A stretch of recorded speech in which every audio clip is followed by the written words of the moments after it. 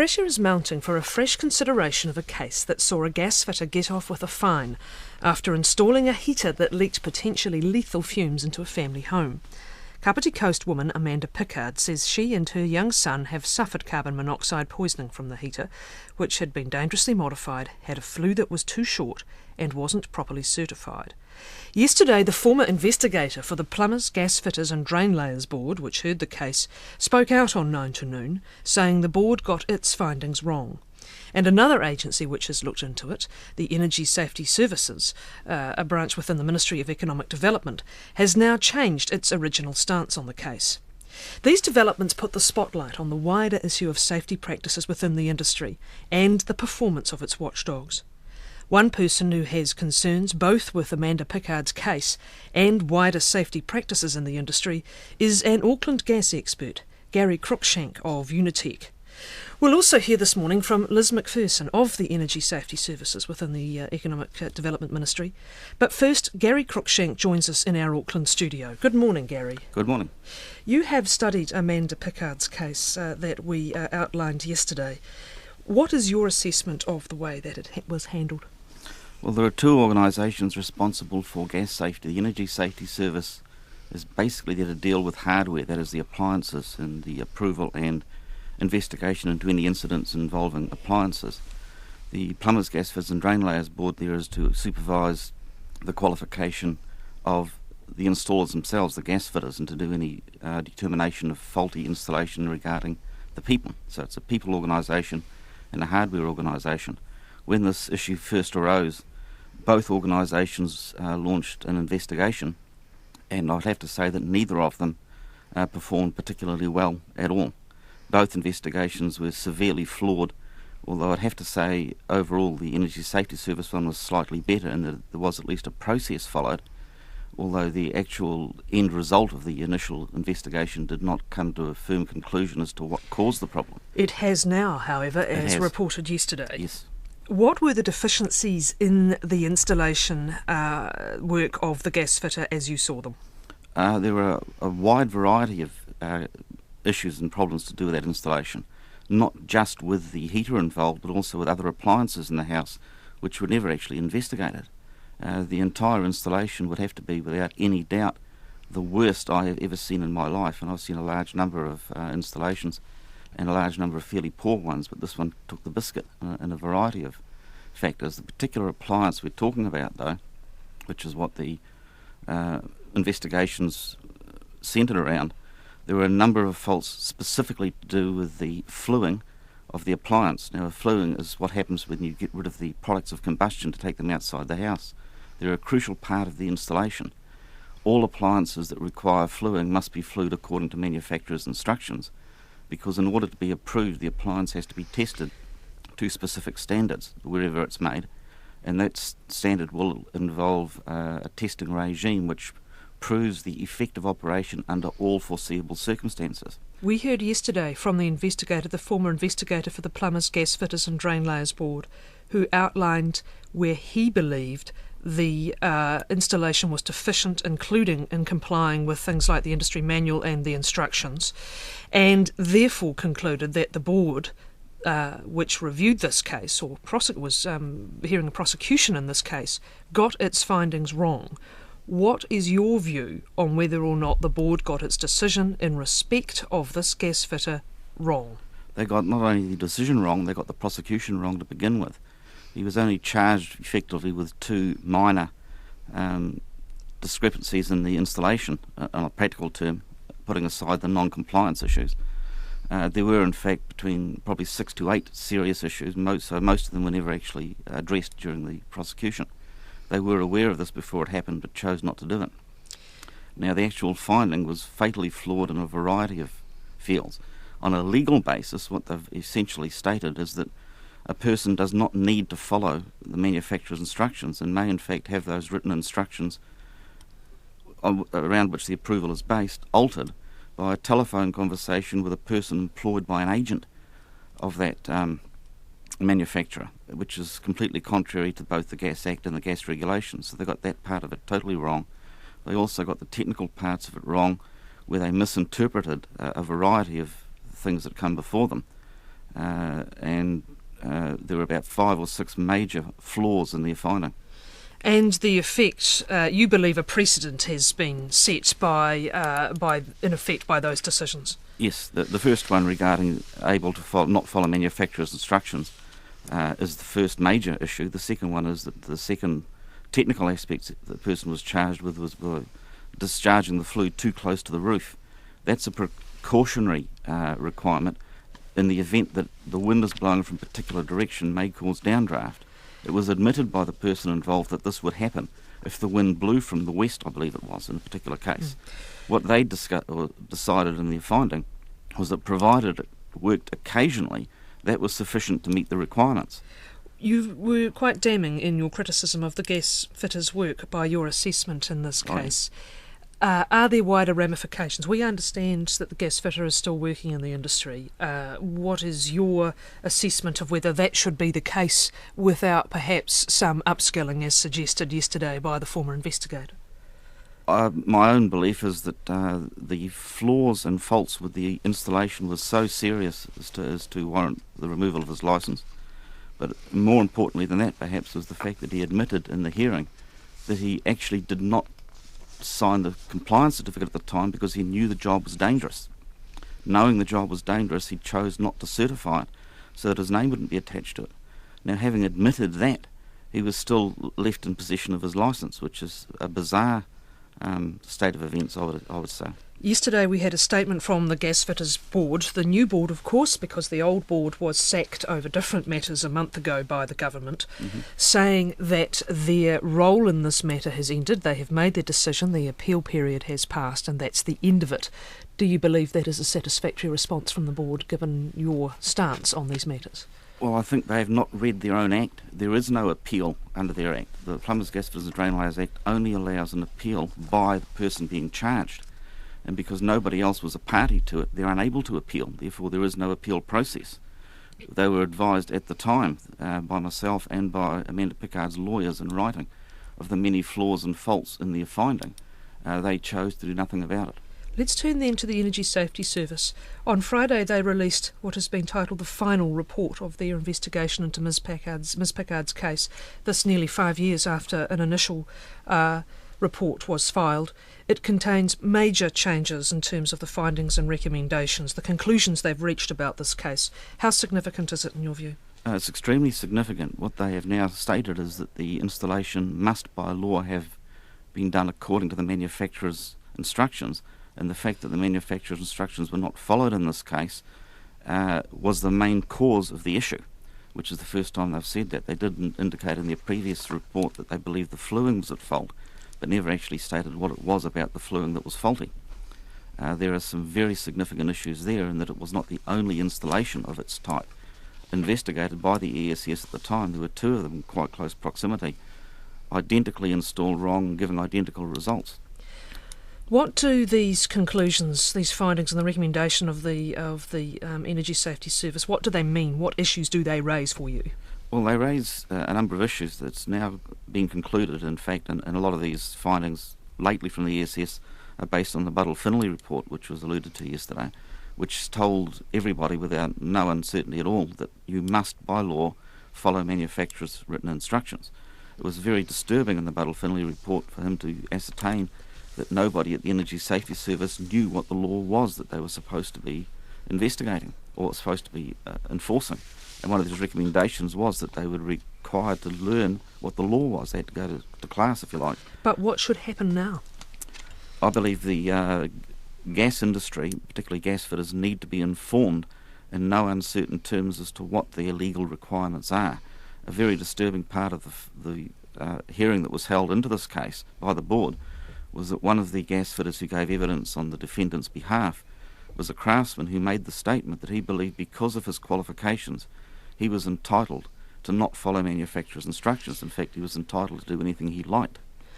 What do you make of the performance of the watchdogs? And I hear the distinction you've made between them in terms of their roles, but what assessment do you make of the performance of the watchdogs in this case? Well, in this particular case, they were both quite extraordinarily bad. In the case of the Plumbers Board initial investigation, it was so flawed and so bad. I wrote to the board, to the registrar at the time, Colleen Singleton, stating that under no circumstances should that particular investigation be used as the basis for the prosecution.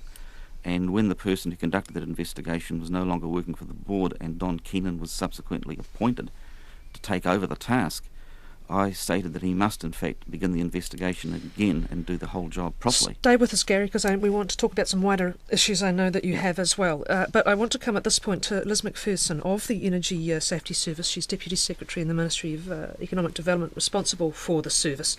Can we start with the specifics of Amanda Pickard's case, and particularly the findings that the Energy Safety Service released on Friday in its final report? Mm-hmm. Why do they differ so significantly from that initial report back in 2001? Okay. Can I start with the fact that what we're now describing as the initial report, we did actually release as the final report. What has happened since that time is that we did last year have the Buddle-Finlay report into the way in which the Energy Safety Service handled Amanda's specific installation.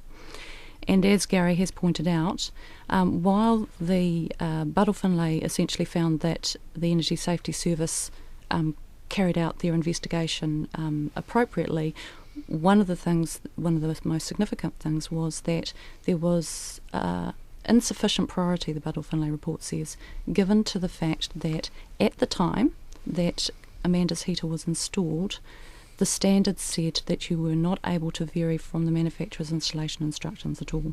Well, that's pretty fundamental, isn't it? So what we did, I must say that the initial report did actually find a number of other flaws with the installation, and those are in the report. But can I just say that what we then did is the report, the Buddle-Finlay report, was supplied to the Associate Minister of Energy.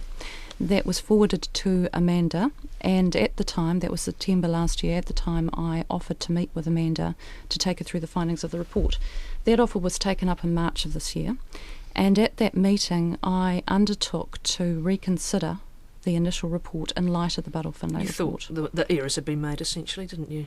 Well, basically what I felt was that we would reconsider it in light of the fact that, as the Buddle-Finlay report said, the manufacturer's installation instructions had not been given sufficient priority. Well, so what we have in fact concluded, the bulk of the recommendations that are in the final report are actually taken directly from the initial report. And but they go miles further. They say the heavy sooting in the heater and associated flue after about 18 months operation, together with streaking at the rear of the heater, were consistent with flue gas spillage into the lounge room. That's a new finding. No, actually, that the sooting and the streaking occurred within the period that the consumer reported ill health effects.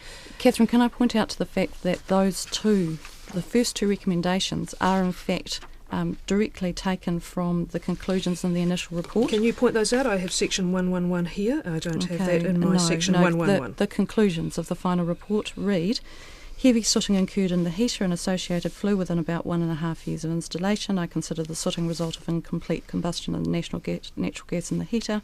Goes on to talk about black consistent streaks. with flue gas spillage into the lounge room. Into the room, and it also talks about the sooting and streaking occurred within the period that the ill health Well, when we effects were look reported. at the recommendations, certainly it goes further and says the installation of the heater was non-compliant. And that finding, I guess, 5 years on, is pretty critical, because this Gasfitter is, we understand, still operating 5 years on after the kind of conclusions that Gary and other professionals have formed, and after your own findings confirmed here on Friday that the installation was non-compliant. The initial report, actually, the initial report said that the installation was non-compliant.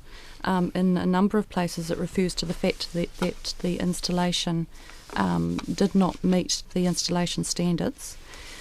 But your recommendations originally were that the heater be examined to identify any departure. You're now saying get the thing out of there. It is a much harder report, and we're sort of going around the circle, because I want to know this. Mm-hmm. You're the Energy Safety Service. Is this Gasfitter operating safely?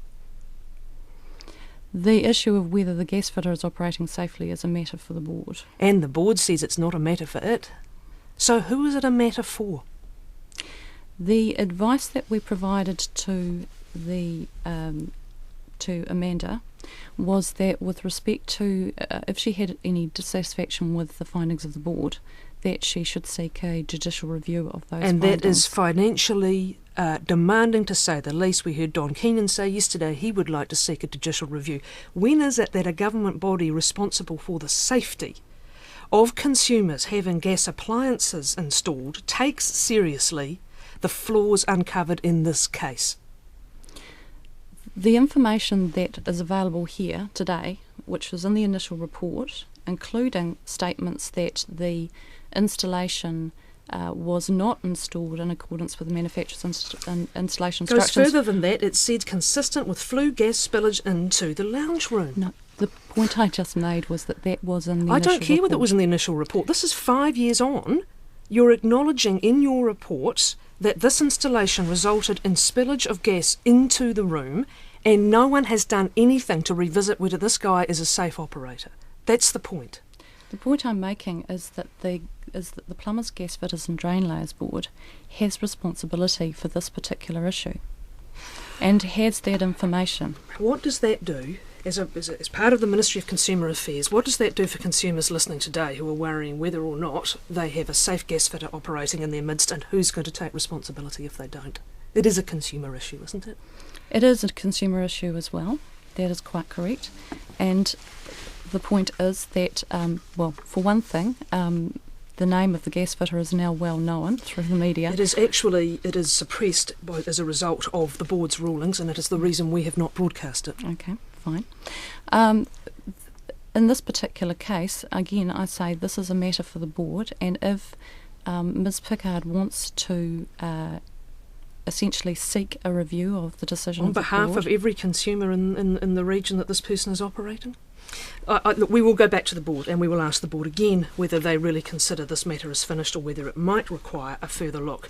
I wonder if we could talk now about some wider safety concerns in the issue. And Gary, may I ask you to be succinct, but I know that you do have some wider concerns about safety monitoring, safety issues in the industry. Could you just put those forward to us now?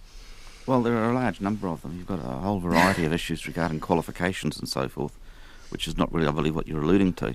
I think what you're talking about is the manufacturer's declaration, which must be made by law before any appliance can be imported or sold. Is that what we're talking about? I'd just like you to prioritise what you consider to be safety concerns that need dealing with in the industry. All right, priority-wise, we need a far better overview by the board on how people are qualified and how they retain that knowledge and upgrade it. They were actually working on that extremely well prior to their replacement, I must say. They were doing a large amount of good work. Well, one wonders, at the time this board was sacked by the government because the number of apprentices or new people coming through into the industry was dropping despite extra money going in. Yeah, wasn't that all about an argument within the industry over what training standards were? Well, they weren't dismissed at all, in fact. They were simply not reappointed. And secondly, it was not because of the number of people coming in the industry dropping, because that has nothing whatever to do with the board. That's an ITO issue. Yeah, but there was a scrap between the pair. Yes. That was what we were told. There was, but that was not actually addressed properly in the report. And the reasons that they were eventually not reappointed has got nothing to do with what the press is currently claiming were the reasons. Well, what were the reasons? Because they were dissatisfied with the training regime and the qualification issues. Well, that's what I'm saying. That there was a spat over exactly this issue, which is what are the training standards and the standards for qualifications. And the board was addressing that, but the addressing involved possibly bypassing the ITO and coming up with an alternative qualification. Now, the government was so alarmed by the ramifications of this for their own industry training system, they saw the wheels starting to come off that, so they decided to shoot the messenger. Well, what is your position on standards of training within the industry? They vary very vastly between different parts of the country. There are some places that allow people to become qualified with a national certificate with a minimum of knowledge. You've raised some concerns specifically about the Energy Safety Service and the way it operates. Given that we have its representative here right now, do you want to put those so that they can be answered? Well, I believe she's fully aware of them, but particularly what I believe we're talking about here is the Energy Safety Service website, where the various appliances are registered before sale and approval. The problem with that particular website is that there are no compulsory or mandatory fields on it. What the law says is that before selling or installing an appliance, the importer or the retailer must place on that website details of the appliance, including what standard it was approved to, etc. Because none of the fields are mandatory, a large number of appliances have been placed on there which don't actually comply. And because it is also mandatory for gas fitters to follow manufacturers' instructions, many of the manufacturers' instructions have been written by people with no great knowledge. And there have been, I believe, a number of instances where installations have been done where issues have arisen and dangerous situations have arisen because people have followed manufacturers' instructions. So you're saying that there may be non-compliant appliances that have been installed? There are undoubtedly non-compliant appliances. What sort of appliances are we talking about? They range mainly around the commercial area, I believe, although there are a number of domestic ones as well. The reality is anybody can import and sell a gas appliance. The rules say that it must meet a certain standard. How you achieve evidence that that standard has been reached is by determining under what standard it was approved. These details are not being given on the website. So my understanding is around 2/3 of the appliances currently on the website do not have the information required by the regulations. What needs to happen then on all these matters, do you think? If you could have your wish list of having these issues addressed, what would it be? Well, many of these things are already being addressed. There's just been a further review by Mr Mumford regarding the Energy Safety Service, come to a large number of conclusions, and large steps are already being taken to address these issues. I think that is happening. Whether it's happening quite fast enough has it been a case of perhaps a small service that's been, under-resourced or under-prepared? Grossly under-resourced, not just the number of people involved in it, but I'd have to say the qualifications of some of those people don't quite line up with what they need to know. Okay, stay with us, Gary Cruikshank of Unitec. We're also speaking with Liz McPherson of the Energy Safety Service and the Economic Development Ministry. We are talking about safety matters in the gas installers industry, if you want to call it that. Let's look at that. The concerns then over the website, something that the Safety Service is already onto. Well, we are doing a rebuild of the site, but can I just say, with respect to the database that Gary is referring to is our self-declaration database. What this says is that before an appliance can be sold or installed in New Zealand, it has to be lodged on the site. And in doing so, the supplier is effectively making more than effectively, is making a representation that that appliance meets legal requirements. So all that is actually required on the site is the name of the supplier and the name of the model. And in doing so, that supplier is warranting that appliance meets legal requirements. Is there a risk that some are depending too heavily on the website then, reading information off it that they ought not be? Well, we are looking, as I say, we're rebuilding the site and looking at that at the moment. It may well be that we're collecting more information that we in fact, or asking for more information than we in fact need. The key thing is that if a gas fitter looks at the site and the appliance that they have got in front of them to install is not on the site, then it cannot legally be installed. Is the service one that has been struggling? Under-resourced, lack of enough skilled technical people, I don't know. Is it one that has been struggling in its role of compliance and enforcement? The Mumford review that Gary refers to was a very thorough review, and we undertook this review because we wanted to ensure that the Energy Safety Service was well set up to meet future challenges. Gary was in fact one of the people who was interviewed as part of the review. What that review concluded was that after talking to all of the 60 people that were interviewed, that there were in fact no current concerns, this is what came out of the interviews, with the safety environment in New Zealand.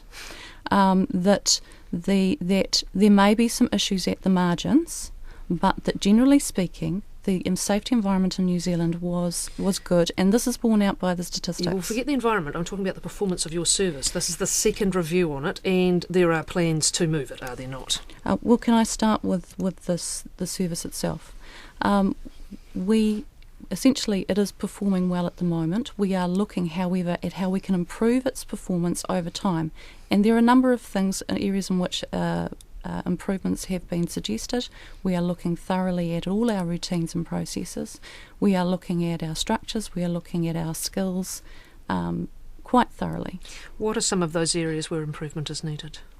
Well, one of the things that we started off by looking at is just the strategy. What is our strategy? We are a small regulator with a very big job. Where do we prioritise?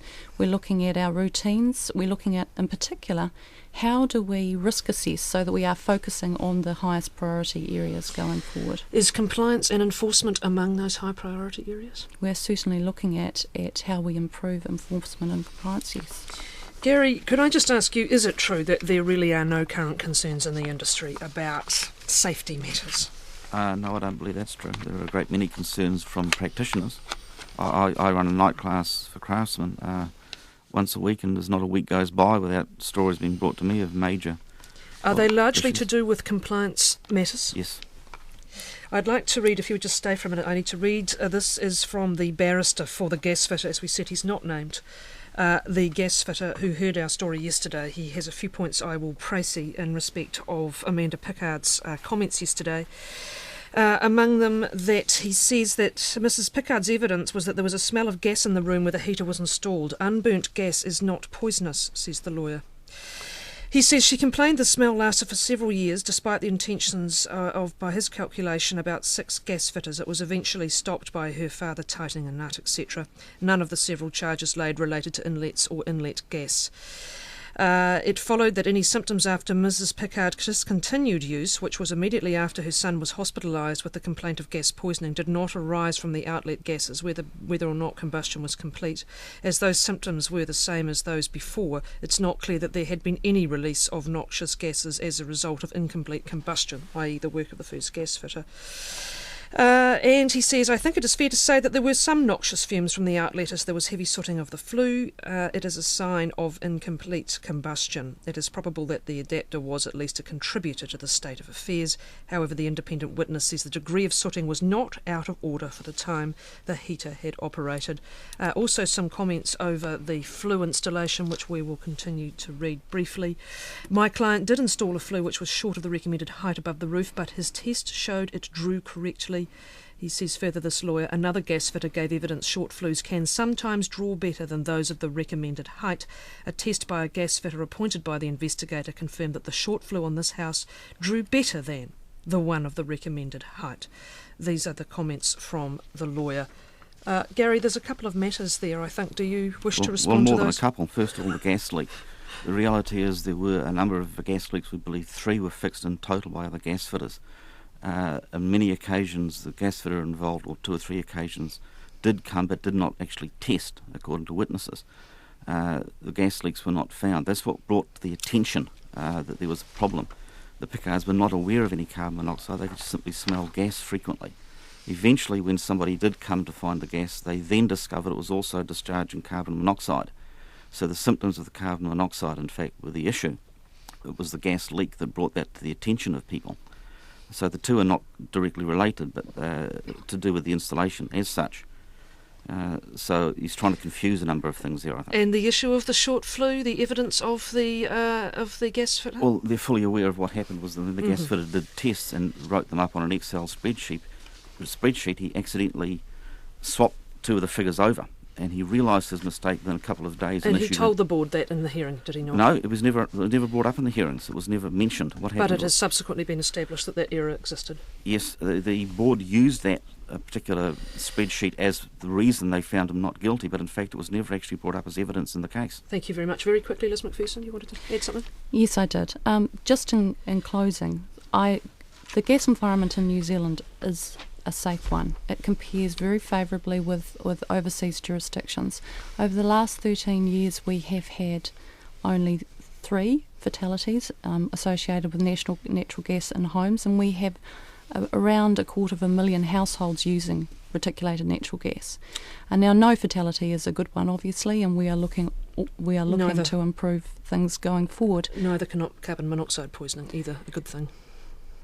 Carbon monoxide poisoning is something that we provide information to consumers about. We'll send it to and how Amanda Pickard. Thank you very much for joining us. That is Liz McPherson of the Energy Safety Service. She's Executive Secretary of the Ministry of Economic Development. Also talking there to Gary Cruikshank, an Auckland gas expert based at Unitec. Evidence of spillage. As I say, just it's the fingerprint of what's been going on. The fire's not combusted, and what that means is that nothing was going up the flue. And I mean, it's just too upsetting to look at, because you can actually see that it's coming down the back, and it would just, the fumes, whatever they are, would just go across the hearth, and Troy, as a wee 7-year-old, would lay on the hearth, on the carpet. Why keep it if it upsets you so much?